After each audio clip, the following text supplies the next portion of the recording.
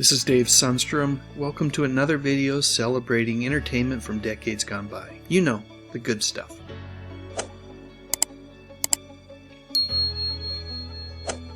In 1974, Saturday morning television was in for a big surprise when CBS TV, working with Filmation, made the decision to overhaul their cartoon-heavy lineup with a handful of live-action programs. One of the first to debut was Shazam, starring Michael Gray as Billy Batson and Jackson Bostwick as Captain Marvel. Each week, the show would start by explaining that Billy Batson had been chosen by a group of immortal elders to fight a never-ending mission to right wrongs and develop understanding and seek justice for all. Back then, I wasn't all that discriminating about TV shows based on comic books. Whatever it was, I just ate it up. I really did. That said, as I reflect back now, this Saturday morning program had its fair share of things that, even way back then, probably would have made your more discriminating television viewer scratch their noggin in bewilderment.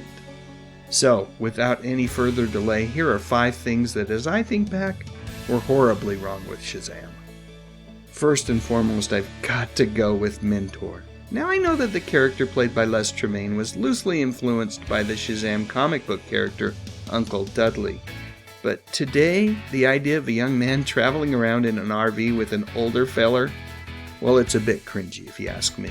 Speaking of that motorhome, my number 2 gripe is my inability to understand why in the world Billy and Mentor would have the Shazam symbol on the front of it. Wasn't Captain Marvel supposed to be some sort of secret identity? Now, I am no rocket scientist, but if I were to hang around Mentor and Billy for any amount of time and then see the symbol on the front of the RV, I'd probably put 2 and 2 together. The third thing that was horribly wrong with Shazam was the lack of Captain Marvel in the show. Probably due to its relatively low budget, Captain Marvel's appearances were not all that frequent during each episode, and when he did finally show up, well, they were kind of brief. Now, that said, I've got no beef with TV's Michael Gray, despite the fact that he was a bit old for the role. I think that both he and Jackson Bostwick were great.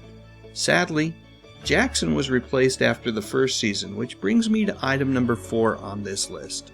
Now, let me be clear. I have got nothing against actor John Davey. In fact, I hear that he is a heck of a great guy. That said, I do feel that the show did suffer from Jackson's departure from the show. To me, he just seemed a tad bit more heroic. The 5th thing wrong with Shazam has more to do with the era than the show itself. Because the program aired on Saturday mornings and was targeted to kids, there were rules that had to be followed by the television industry regarding how much violence could be broadcast to impressionable young minds. And as a result, there really wasn't much for Captain Marvel to do. No real bad guys, and there was always a lesson to be learned by the viewer at the end of the show. Now, there was one other thing that, well, it really wasn't wrong with the show, but it could have improved it, and that was that we truly needed more crossovers with Filmation's other live-action superhero, the Mighty Isis. Sure, the 2 heroes did cross paths and help teach youngsters to make good choices, but we needed more of this, way more. Okay, so with all that said, I still must say that I am so very grateful for this wonderful little TV show. It debuted at a time when there wasn't much on TV if you were a fan of superheroes, Marvel or DC.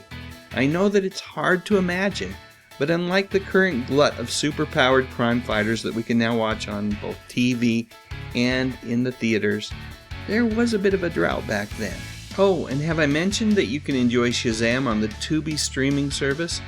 At the time of publishing this video, all 3 seasons are available for your viewing pleasure. And the cool thing about Tubi is that it is absolutely free, as long as you're willing to watch a few commercials. And look at that, in the bottom right corner there's a screenshot of the episode with actress Pamela Ferdin. I seem to remember publishing a video about her a few months back. There it is. Go ahead and click on the thumbnail. I'm pretty much done here. Thanks so much for watching.